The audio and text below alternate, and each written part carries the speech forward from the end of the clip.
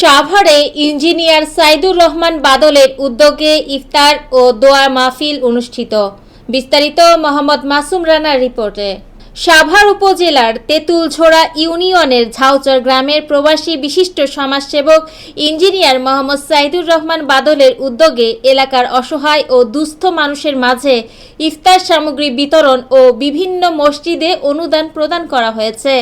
Engineer Mohammad Saidur বাদল একজন উদার মনের মানুষ। তিনি প্রতি বছর পবিত্র রমজান মাসে এলাকার অসহায় দুস্থ মানুষের মাঝে ইফতার ও ঈদ উপহার সামগ্রী বিতরণ করে থাকেন।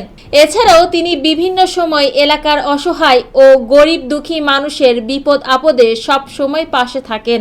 তিনি বলেন, আমরা নিজ নিজ অবস্থান থেকে সবাই যদি দেশের অসহায় ও দুস্থ মানুষের সাহায্যে এগিয়ে আসি, তাহলে আমাদের এই সমাজের অসহায় মানুষগুলো দুবেলা দুমুঠো ডাল ভাত খেতে পারে। কিন্তু আমরা সহযোগিতা করার মানসিকতা হারিয়ে ফেলেছি। আমার সহযোগিতা লোক দেখানোর জন্য নয়, আমার এসব কার্যক্রম দেখে যাতে সমাজের সামর্থ্যবানরা এগিয়ে আসে, এজন্যই প্রচার করা। তিনি আরও বলেন, আমি সবসময় গ্রামের উন্নয়নে কাজ করে যাব। এলাকার যে কোনো সমস্যা আপনারা আমাকে জানাবেন, আমি সবসময় আপনাদের পাশে থাকার চেষ্টা করব ইনশাআল্লাহ।